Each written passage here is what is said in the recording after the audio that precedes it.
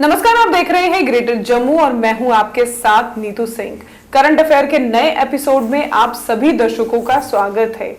आज के टॉपिक पे हम चर्चा करने वाले हैं, वो टॉपिक है कश्मीरी विस्थापितों का। मैं बात कर रही हूं कश्मीरी कम्युनिटी की, जो लगभग 30-35 वर्षों से इंतजार कर रहे हैं घर वापसी का।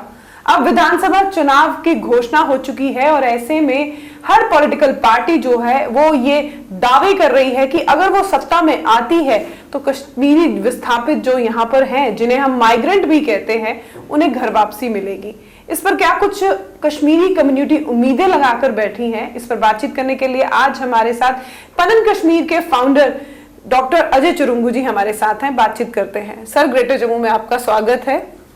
सर, जिस तरह से मैं कह रही थी कि अब विधानसभा चुनाव की घोषणा हो चुकी है और ऐसे में मैनिफेस्टोज में देखा जा रहा है कि हर कोई पॉलिटिकल पार्टी कहीं ना कहीं एक ये मैनिफेस्टो में जरूर बात कह रही है कि कश्मीरी कम्युनिटी जो है, जो लंबे समय से इंतजार कर रही है घर वापसी का, उनकी घर वापसी जरूर कराएगी। क्या कहना है आपका इस पर? देखिए, घर वापसी का विषय जो कश्मीरी हिंदू समाज का जाति वहाँ पे विध्वंस हुआ है, जेनोसाइड हुआ, उसके साथ संबंधित है। अभी भी पॉलिटिकल पार्टीज के बीच में एक जिसको कहे अनरिटन कॉन्सेंसस है कि जिन कारणों से उनको वहाँ से निकलना पड़ा, उन कारणों को एड्रेस किए बगैर वो वहाँ पे वापसी का सोचे। हमारी आशा थी कि भाई कांग्रेस, भाजपा या बाकी ऐसी पार्टियां इस विषय की गंभीरता को ले लें, लेकिन अभी तक उस दिशा में हमको कोई बात नहीं लगती है।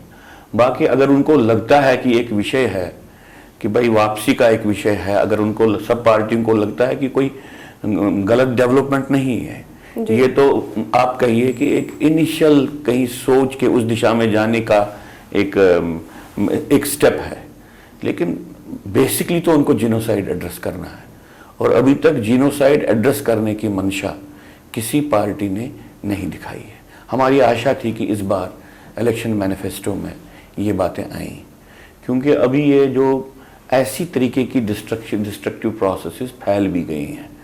मणिपुर में भी आपको कुछ ऐसा ही देखने को मिल रहा है किसी न किसी रूप में। वेस्ट बंगाल में भी कुछ एरियाज में आपको ऐसा ही कुछ देखने को मिल रहा है।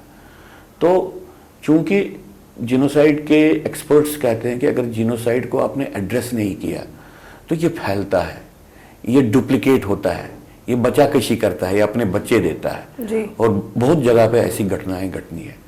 हमारी अब भी आशा है कम से कम mainstream political parties genocide के इस विषय की गंभीरता को समझें और जीनोसाइड को एड्रेस करने के लिए अपने आप को अपनी प्रतिबद्धता दिखाएं। जी सर, नेशनल पार्टीज की अगर बात करें तो अभी कांग्रेस का मैनिफेस्टो तो जारी नहीं हुआ, लेकिन बातों ही बातों में कांग्रेस जो है कश्मीरी विस्थापित लोगों की फेवर में है। और वहीं बीजेपी की अगर बात की जाए तो बीजेपी ने अपनी मैनिफेस्टो में एक पॉइंट क्लियर किया हुआ है कि कश्मीरी लोग जो है लगभग 30-35 साल से इंतजार कर रहे थे, उनकी जो है अगर सत्ता में सरकार आती है उनकी घर वापसी होगी। क्या लगता है इन बातों में, जब अभी तो ये बातें हो रही हैं, क्या आने वाले समय में ये बातें कारगर सिद्ध होंगी आपके लिए? इन बातों में सिर्फ एक ही बात है कि 35 साल के बाद भी शायद आप लोगों के कारण या समाज में जो एक इसके बारे में जागरूकता है, उसके कारण एक पॉलिटिकल प्रेशर है कि वो इस विषय के बारे में कोई ना कोई वक्तव्य दे दें। जी। तो पॉजिटिव साइड ये है कि अगर कांग्रेस भी डायरेक्टली इनडायरेक्टली कोई ऐसा वक्तव्य अब दे रही है, भाजपा भी कह रही है कि हमको ये करना है, हम कर रहे हैं या करने के कगार पे हैं, ऐसा कुछ बोलते हैं, तो ये इतना ही हमको दर्शाता है कि ये इशू उनके दिमाग में शायद अभी ऐसा इशू नहीं बन गया कि जिसको नज़रअंदाज करना है। लेकिन मैंने फिर से कहा कि भाई ये इशू तभी एड्रेस होगा। हम माइग्रेंट नहीं हैं, हम अपनी मर्जी से नहीं आई हैं और वहाँ पे जिस स्थान पे हम रह रहे हैं थे, जिसको हिंदू हैबिटेट बोलते हैं, उसको डिस्ट्रॉय कर दिया गया। लोगों ने, जिन लोगों के पास पैसा नहीं था, उन्होंने कौड़ी के मोल अपने मकानों को, अपनी जायदाद को बेच के उन्होंने यहाँ पे कोशिश की 1 कमरा 2 कमरा बनाए। जिन लोगों के पास बिल्कुल भी कुछ नहीं था, अब बचने के लिए वहां पे अपनी प्रॉपर्टीज को डिस्पोज किया। कुछ लोगों की प्रॉपर्टीज पे कब्जा हुआ, एनक्रोचमेंट हुई, वो वैसे केसेस भी अभी चल रहे हैं। और कुछ लोगों के पास, बचे खुचे लोगों के पास अभी वहां पे प्रॉपर्टी है, लेकिन कोई श्योरिटी नहीं है कि वो प्रॉपर्टी सेफ है कि नहीं है। इसलिए जहां पे हिंदू रह रहा था वो जगह अब वहां पे नहीं है। इसलिए एक नई जगह के निर्माण करने की बात, एक नई व्यवस्था के निर्माण करने की बात उनको करनी चाहिए।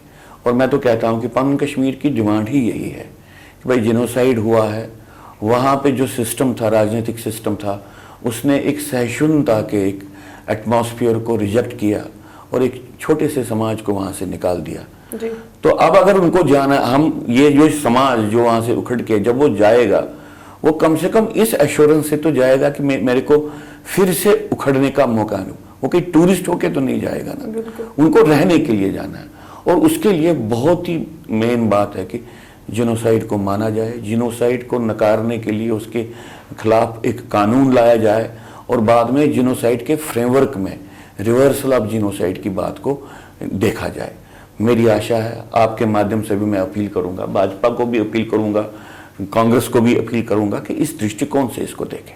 जी सर, आपकी चाहे पनन कश्मीर की बात करें, चाहे और नॉन पॉलिटिकल कश्मीरी कम्युनिटी की जो है पार्टीज हैं उनकी बात करें, वक्तन बेवक्तन आवाज़ उठाई गई घर वापसी की, वक्तन बेवक्तन प्रोटेस्ट भी हुए, कवरेजेस भी हुई, प्रेस कॉन्फ्रेंसेस भी हुई, लेकिन क्या लगता है, क्या ऐसे कारण आज भी आपको लगते हैं कि क्यों घर वापसी की उम्मीद जो है वो आज भी बंधी हुई है, क्यों नहीं घर वापस जा सके आप?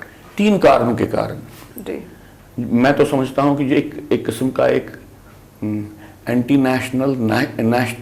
नेशनल कॉन्सेंसस है प्रमुख पार्टियों के बीच में, जिसमें मेनली नेशनलिस्ट पार्टीज हैं। वो समझते हैं कि जो टेररिज्म जम्मू कश्मीर में हो रहा है, इसकी कोई विचारधारा नहीं है, ये एक आइसोलेटेड वायलेंस की एक घटनाक्रम चल रहा है। वो इसके स्वरूप को, इसके वैचारिक स्वरूप को एड्रेस नहीं करना चाहते हैं। ये कॉन्सेंसस है दोनों मुख्य पार्टियों के बीच में, कांग्रेस में और बीजेपी में, दोनों इसको इस दृष्टिकोण से देख रहे हैं। फिर जो ये इस्लामिक टेररिज्म है, इसका प्रमुख लक्ष्य क्या है? इसका प्रमुख लक्ष्य है हिंदू डेमोग्राफी को डिस्ट्रॉय करने का। इस बात को भी मानने के लिए तैयार नहीं है, संकोच है इस बात को मानने के लिए। मैं बार बार आपके माध्यम से भी प्रेस कॉन्फ्रेंस में बहुत बार कहता रहा कि भाई जो ये आतंकवाद है, इसका पहला लक्ष्य टेरिटोरियल नहीं है, पहला लक्ष्य डेमोग्राफिक है। और डेमोग्राफिक में उन्होंने कश्मीर में जो हिंदू डेमोग्राफी है उसको वहां से उखाड़ दिया। जम्मू में भी यहाँ की हिंदू डेमोग्राफी को उखाड़ने का प्रयत्न हो रहा है, डिस्प्लेसमेंट्स करवा के या डेमोग्राफिक इन्वेजन करवा के या डेमोग्राफिक इन्फिल्ट्रेशन करवा के, ये तीनों प्रक्रियाएं आपको दिख रही हैं। अब ये डेमोग्राफिक ये एक असॉल्ट है, इस असॉल्ट को मानने के लिए कि ये डेमोग्राफिक असॉल्ट ही जो ये अघोषित युद्ध है उसका एक प्रमुख लक्ष्य है, इसको भी दोनों पार्टीज नहीं मानती हैं। अभी वो समझते हैं कि अगर हम इतना ही कहें कि टेररिज्म को खत्म करेंगे तो उससे हालात बन जाएंगे। टेररिज्म को तब तक खत्म नहीं किया जा सकता जब तक ना उसके वैचारिक स्वरूप को और जब तक उसके इंटरनल सपोर्ट स्ट्रक्चर्स को ध्वस्त नहीं किया जाए। और उस दिशा में मुझे लग रहा है कि पार्टीज को बढ़ना पड़ेगा, सब पार्टीज को बढ़ना पड़ेगा, क्योंकि जैसे मैंने पहले कहा कि जिनोसाइड अगर एड्रेस नहीं होता है तो ये फैलता है। सर, आगामी विधानसभा चुनाव में आपकी ही कम्युनिटी के कई लोग जो हैं वो आगे आए हैं, उनके जीतने की आपको कितनी उम्मीदें हैं? देखिए, जहां तक वो उठे हैं, वो किस कारण से उठे हैं मैं इसके बारे में मेरे को मालूम नहीं है, लेकिन कश्मीरी हिंदू का डेमोक्रेटिक प्रोसेस के साथ क्या रिश्ता है? देखिए, एक तो डेमोक्रेसी हर एक कंट्री में जो पढ़े लिखे लोग होते हैं, सभ्य समाज, उनके लिए हुकूमत बनाने का सबसे बेस्ट तरीका डेमोक्रेसी होता है। कश्मीरी हिंदू समाज के लिए भी सबसे बेहतर तरीका डेमोक्रेसी है। लेकिन 90 में जब उनको निकाला गया और 1996 में जब डेमोक्रेटिक प्रोसेस शुरू हो गई तो उनको कहा गया कि आप उन कॉन्स्टिट्यूंसीज के लिए वोट डालिए जहां पे आप नहीं हो जी। तब से ये सिलसिला चलता है। अभी मुझे मान लीजिए, या अगर जिस व्यक्ति का भी वोट कश्मीर में है और वो पोस्टल बैलेट के माध्यम से वोट डाल रहा है, उसको उस कॉन्स्टिट्यूंसी के बारे में कोई अनुभव ही नहीं है। और कहा जाता है कि भाई अगर वो वहां पे वोट डाले तो उससे उनकी क्लेम शायद कश्मीर पे रहेगी, शायद ये सामने आएगा कि भाई वो भी कश्मीर की डेमोक्रेटिक सिस्टम का हिस्सा है, जिसका मतलब ये हुआ कि हम वहां के डेमोक्रेटिक सिस्टम से हमको निकाला गया है, निष्कासित किए गए हैं। इस बात को छुपाने के लिए एक प्रक्रिया का निर्माण किया गया। और मैं किसी एक पार्टी को इसका जिम्मेवार नहीं मानता हूं, मैं पूरी पॉलिटिकल एस्टैब्लिशमेंट को इसका जिम्मेवार मानता हूं। तो हमको हर बार ये नाटक करना पड़ रहा है कि हम डेमोक्रेटिक सिस्टम का हिस्सा हैं। सिंपल बात है, मैं हवा कदल का रहने वाला हूं और मैं जम्मू में रह रहा हूं पिछले 35 साल से। मुझे हवागल कॉन्स्टिट्यूंसी के बारे में कुछ मालूम नहीं है, वहां पे कौन से नए लोग आ गए हैं, कौन से नई पॉलिटिकल पार्टीज के अप्रोचेस क्या हैं, इस वक्त के वहां के विषय क्या हैं, कैंडिडेट्स कैसे हैं, इस सब किसी चीज के बारे में मुझे नहीं मालूम। इस वक्त जहां तक अब जीतने की बात है, जीतने में मैं जितना मैंने सुना है लगभग 65,000 के करीब वोट्स का वहां पे। अगर ये 65,000 वोट सिर्फ 2 कॉन्स्टिट्यूंसीज में मान लीजिए कॉन्सेंट्रेटेड होते तो हम समझते कि कम से कम 2 कॉन्स्टिट्यूंसीज में से इलेक्शन कंटेस्ट करके एक मौका है कि विस्थापित समाज अपने कैंडिडेट्स को भेज दे। तो डेमोक्रेटिकली इलेक्टेड 1 या 2 कैंडिडेट्स बनने आने की एक अपेक्षा बन जाती। तो हिंदू समाज जो उखड़ा हुआ है उसके पॉलिटिकल पर्सपेक्टिव से कि भाई उसके जो विषय हैं उसके विषय के संदर्भ में लगता कि भाई कम से कम एक पॉसिबिलिटी है आप इस डेमोक्रेटिक सिस्टम में घुस जाओ। लेकिन ये जो 64-65,000 के करीब वोट है ये लगभग सारी कॉन्स्टिट्यूंसीज में बिखरे पड़े हैं, इसलिए अपने वोट के बलबूते पे वो किसी को इलेक्ट नहीं कर सकते। अब रही बात वो पॉलिटिकल पार्टीज जो कहीं पे उनके साथ आइडेंटिफाई करें, ऐसी कोई पॉलिटिकल पार्टी, जैसे मैंने आपको कहा कि आप सारी पॉलिटिकल पार्टियों के मैनिफेस्टो देखिए, उनको क्यों वहां से खदेड़ा गया और उनकी क्या मुश्किलें हैं, ये नहीं है। इतना है कि घर वापसी करेंगे, हो सकता है ये बातें लोग कह रहे हैं। इसलिए एक किस्म से डेमोक्रेटिक सिस्टम में से हमारा ऑस्ट्रासाइजेशन हो गया, हमारी बेदखली हो गई है। तो उसके कारण आप अगर देखेंगे, इसका विश्लेषण करें, हमारा पार्टिसिपेट करना, इसका लगता है कि यार कुछ मतलब ही है इसका पार्टिसिपेट करने का।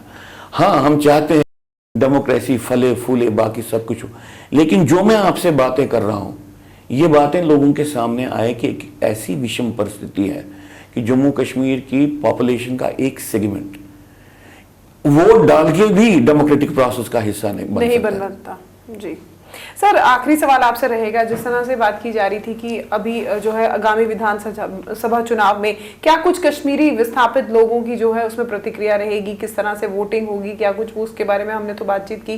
क्या लगता है जो आपके ही जो कम्युनिटी के लोग हैं जब वो जीत कर आएंगे, जिस तरह से इस समय चाहे रीजनल पार्टीज हो या बाकी नेशनल पार्टीज हो, उन्हीं की तरह जो बात कर रहे हैं, क्या वो उन बातों पर खरे उतरेंगे? पहले तो पॉसिबिलिटी नहीं। देखिए, मैथमेटिक्स होता है इलेक्टोरल पॉलिटिक्स का, और उस इलेक्टोरल पॉलिटिक्स में अलायंसेस को भी देख के जब आप देखते हैं कि यार क्या कोई पॉसिबिलिटी है किसी नुमाइंदे को अंदर भेज सकते हैं, वो पॉसिबिलिटी मुझे दिख नहीं रही है। अगर ऐसा कुछ होता है तो वो बहुत बड़ी बात होगी। तो उस दृष्टिकोण से कोई इलेक्ट होके आएगा, मैं नहीं समझता हूं कि ऐसी कोई बात है। हाँ, इतना जरूर है कि जो लोग पार्टिसिपेट कर रहे हैं इलेक्शन में वो क्या सोच के कर रहे हैं। तो मान लीजिए कांग्रेस की तरफ से कोई कश्मीरी पंडित उठा है, या मान लीजिए भाजपा की तरफ से, उनकी क्या सोच है, उनकी पार्टी क्या करने वाली है, उस पर निर्भर करता है। और फिर इस बात पर भी निर्भर करता है कि वो लोगों के सामने क्या रखें। इस वक्त जो कश्मीरी हिंदू समाज में है एक माहौल एक निराशा का है, उनके पास एक द्वंद्व की परिस्थिति है। डेमोक्रेसी से वो प्रेम करते हैं और डेमोक्रेटिक ऑर्डर से वो एक्सपेल हो गए हैं। इस बात को वो कैसे कहें, इस विडंबना को वो कैसे एक्सप्रेस करें, ये उनके पास द्वंद्व है। और मैं आपको कहता हूं बड़े डंके की हर एक घर में ये बात चल रही है कि क्या हम तो एक आप कहिए एक मीनिंगलेस एक हमारी पोजीशन बन गई है, तो हम इसको कैसे बताएं। ये एक माहौल है समाज में। शुक्रिया सर हमारे साथ इतनी बातचीत करने के लिए। लंबे समय का इंतजार, ये इंतजार आखिर कब खत्म होगा? उम्मीद पर उम्मीद बंधती चली जा रही है, लेकिन इस उम्मीद का आखिरी कोण कहां जाकर खत्म होगा इसके बारे में कोई भी जानकारी नहीं है। आगामी विधानसभा चुनाव में इस समय पॉलिटिकल पार्टी जो है कश्मीरी विस्थापित लोग जो कम्युनिटी है उनके साथ उम्मीदें तो जगा रही है, लेकिन क्या आने वाले समय में ये उम्मीदें खरी होंगी? क्या ये उम्मीदें धरातल पर उस तरह से काम कर पाएंगी जिस तरह से कही जा रही हैं? आपकी इस पर क्या कुछ राय है, कमेंट सेक्शन में अपनी राय जरूर रखिएगा। तब तक के लिए मुझे दीजिए इजाजत। कैमरामैन अजय जाडू के साथ मैं नीतू सिंह, ग्रेटर जम्मू के लिए। धन्यवाद।